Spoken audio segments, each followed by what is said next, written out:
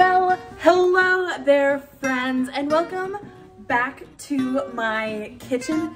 Today is a very special day because it is all about cake. It is my birthday this weekend, so this week I am prepping for that. And the main thing is I am making my own birthday cake today. And not just any birthday cake, but the birthday cake. The birthday cake that broke the internet, that broke people's budgets and wallets and my brain a little bit a few years ago when I tried to make it. This is mine, and this is Milk Bars.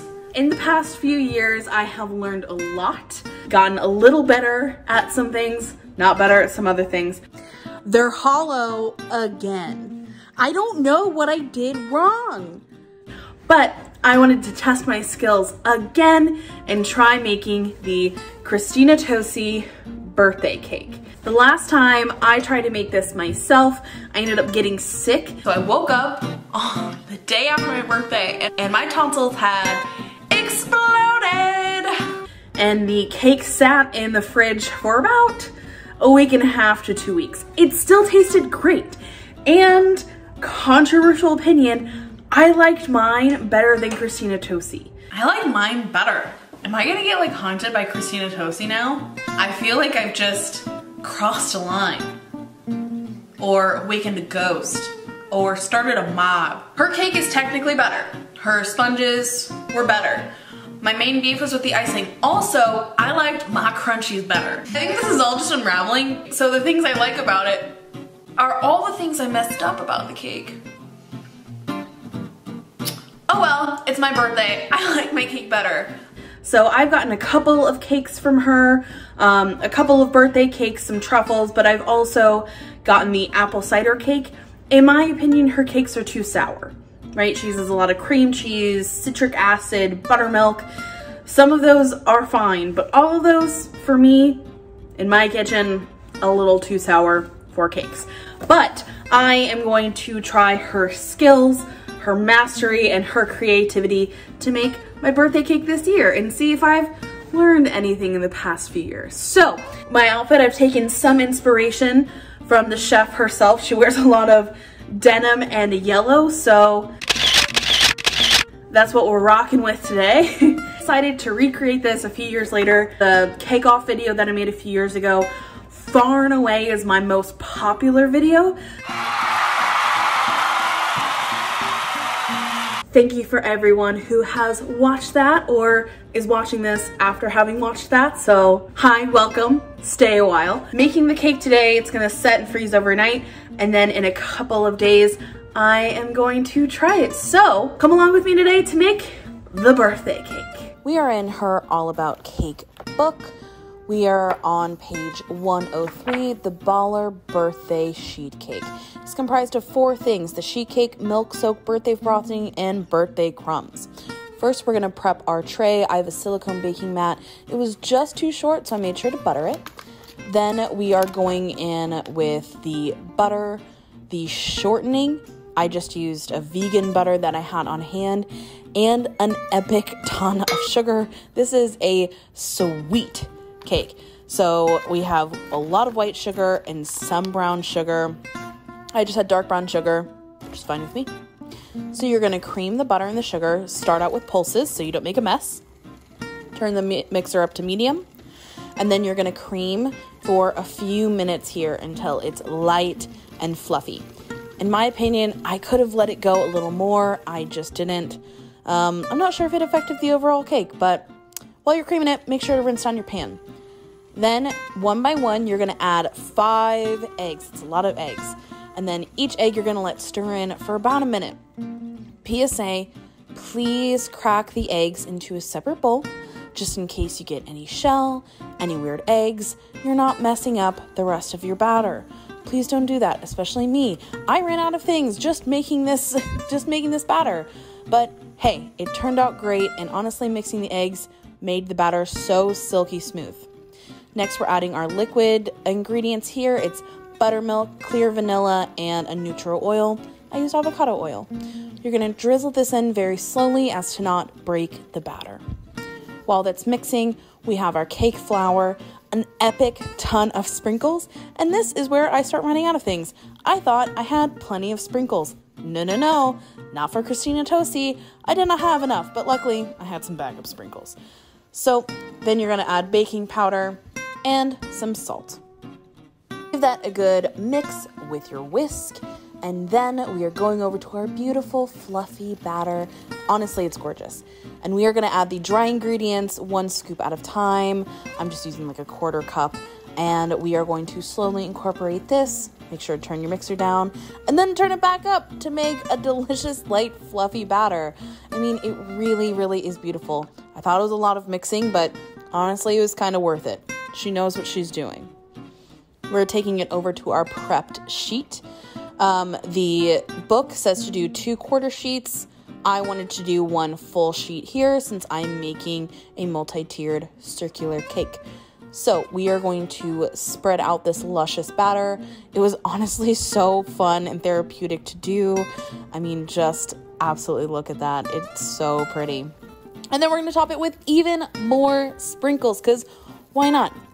Next, we're going to bake it 350 for about 30 minutes, rotating halfway through. While that bakes, we're making a few other things. Starting with the milk soak here, we are taking some whole milk and our clear vanilla extract.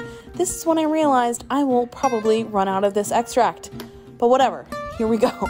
So set that aside. Oh, and also, if you ever need to get Sharpie off of things, use a dry erase marker. I do this all the time. I reuse my deli containers if they're in good condition. And no, this is not chicken noodle soup, especially not anymore. All right, next we are going on to the birthday crumbs. So we're starting with some white sugar, our cake flour. If you spill it, you might as well just add to it to make your measurements correct because whatever, we're here now. Then you're gonna add some brown sugar and of course, some birthday sprinkles. Finish with a little bit of baking powder and essentially salt. Next, we are taking our neutral oil. Again, I'm using an avocado oil and a clear vanilla extract. I had to cut this with some regular vanilla extract because I was running very thin and we still had to do the frosting. So back to our dry ingredients. Take your whisk, break up the chunks of the brown sugar, and then once they're pretty broken up, give a really thorough mix. And then slowly drizzle in your oil and vanilla. I switched to a spatula about halfway through when everything started coming together. At first, it's going to take a minute to hydrate, but then when it does, it will look like sand. And then everything should hydrate and kind of look like graham cracker crumbs. It looks really cool. So then you're going to turn that out onto a lined sheet. This is just a 1/4 sheet with some parchment paper. Scatter it around, break it up a little bit, and you're going to bake this at 300 for about 20 to 25 minutes. Look at that cake. So I think this cake went over a little bit, but oh well. Got the knife out clean. It's ready to cool completely. When the crunchers and the cake have cooled completely, we're making our frosting. We have butter, shortening, and cream cheese. And then we have the rest of our clear vanilla extract, some extra regular vanilla extract, and then a ton, pretty much an entire pack of powdered sugar, and again, most importantly, salt. We're gonna cream our creamy guys together. We're gonna slowly drizzle in our liquids as to not break that up. And then we are going to very carefully add in the powdered sugar so it doesn't get everywhere. I actually did a pretty good job at this time. So slowly add the powdered sugar and then you're going to beat until it is glossy and fluffy and delicious and just freaking beautiful. Now it's time for assembly. I have a cake ring set to 8 inches. I have just a plastic plate. And then I don't have clear acetate, but I do have a freezer bag. So I taped it together as a little mold here. So we have our cake, golden, cooled entirely. We have our crunchers, again, cooled entirely. Pick out like the 10 prettiest ones for the top of the cake. we have our milk soak, and finally our frosting, and we are ready to roll. With an offset spatula, free the edges of the cake, especially if you're like me and your silicone mat didn't go all the way to the edges. Carefully turn your cake over, give it a nice little love tap there, and release it from the pan. If the edges stick, no big deal, because we're about to trim them. And they're also great for snacking, or if you are interested in doing the truffles that are also in the book, you can use those for that too. Look how clearly that silicone peels off. Oh, I just love silicone baking mats. Anyways, you're gonna trim all the edges, and then we're gonna take our cake ring and we're gonna press out 2 complete cake circles and 2 half circles. It is okay if you have to use your hand to release them, no big deal. So I'm using the 2 main halves offset of the cake, and then on about the quarter that I didn't use, that's what I'm doing for my 2 halves.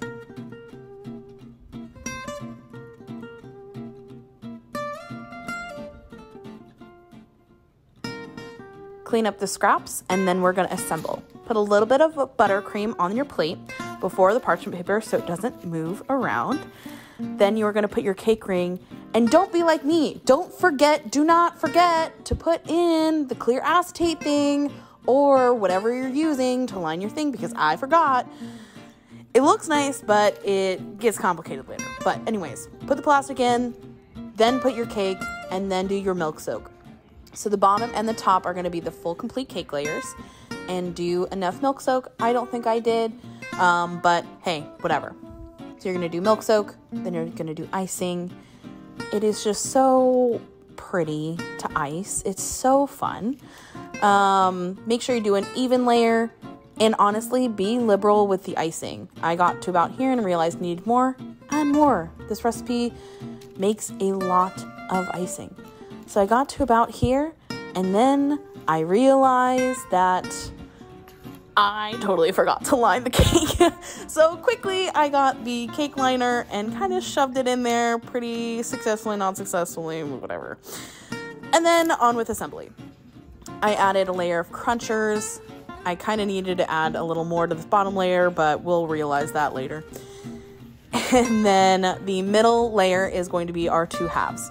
So put your first half in set first, then your second half, if you have to trim it, no big deal. Trim it just a little bit with your offset spatula until it fits like that. And then we're going to repeat. We've got milk soak. We've got icing. Spread it on there like you love yourself.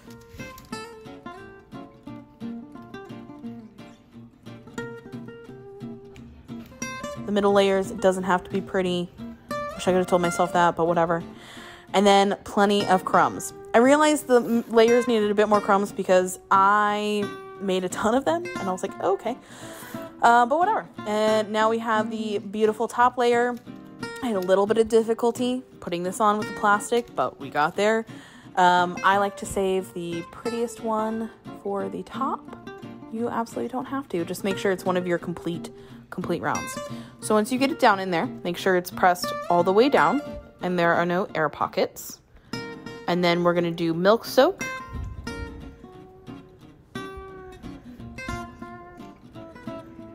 And a generous topping of icing. This is our last icing round, so we're going to make sure that 1, there's a lot on top, and 2, it's as even as we can get it. Now, because the acetate goes up around it, it's not going to be completely flat. Also, I'm not the best icer, so I'm kind of incapable of making it like perfectly flat. But just do the best you can. There's going to be some streaks, and that is absolutely okay. Just when it's mostly even, clean up the sides, clean up the middle, and honestly, the rest is going to be covered up by sprinkles and crunchy bits. So, take your prettiest crunchers that you've held back and make a nice little ring on the top. And then you are going to sprinkle more sprinkles around your cruncher circle. And that is your assembled cake. It looks so cute. Now it is time to prep for the fridge or freezer. So over the acetate, over your cake mold, I have a press and stick saran wrap, and then I have a Ziploc bag that I'm going to carefully put over and make sure it goes all the way down so that refrigerator, freezer, taste, smell does not have access to the cake at all. And then you rest or freeze overnight. Okay, hello, we are back. It is the next day. I have waited all night and it is officially February, 3 days till my birthday. And guess what? It's my birthday. I'm gonna have my cake a little early. Okay, so it's been sitting in the fridge overnight. The instructions say to freeze it. I don't think I need to freeze it. So I'm gonna unwrap it, try it, and I even got dressed up for the occasion. I got my favorite dress on, got some cool ears, got my hair in. We're gonna enjoy some birthday cake 3 days before my birthday, cause why not? Let's see how it turned out. It is time to unveil our cake. So I just had it in the fridge, so I can just come in and unwrap it. But if you put it in the freezer, make sure to set it on the counter for a couple hours so it gets closer to room temp. Release your cake mold with an offset spatula. Mine was more difficult because I didn't put the acetate in when I should have, but hey, we got it out and that's what's important. And look at those exposed layers. It looks so good. There's only a couple of air pockets, but I love the look of the exposed layers. And I just think it is such a pretty, beautiful cake with all of those sprinkles. She knows what she's doing, guys. Look how cute. Now, overall, I think the icing distribution, A+. The cruncher distribution, like B. Could have used more milk soak, but hey, is what it is. Your knife will catch on the crumbles just a little bit, or like the crunchers in the middle, but overall, it's a smooth cake. It is a rich cake, so please take note of that if you don't have the biggest sweet tooth, but overall, it is a beautiful cake. It is delicious, and it's famous for a reason. Sorry, buddy, this is not for you. The cake cuts well. It is sweet with a little bit of tang from the cream cheese. The clear vanilla extract is just creamsically good, and it is worth every bite. I highly recommend pairing this with a lit birthday candle and a dry French wine. I prefer a rosé lime, which is a wine sparkling soda mix. Guys, we did it.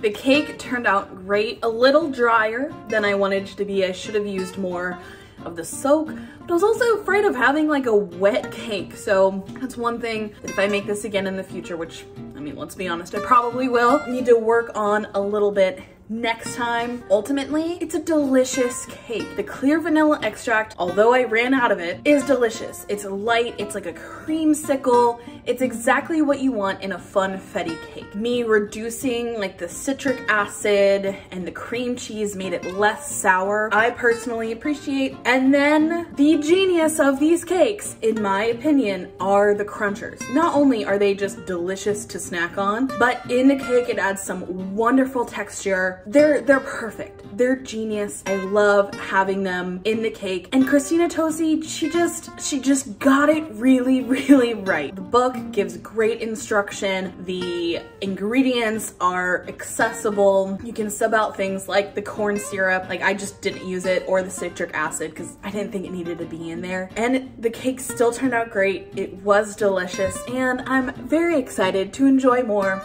in a few days. Thank you very much for watching. I hope you guys liked this video. There's gonna be a lot more coming your way. So thanks for stopping by, and I'll see y'all later. Oh God, I don't break my kitchen before then.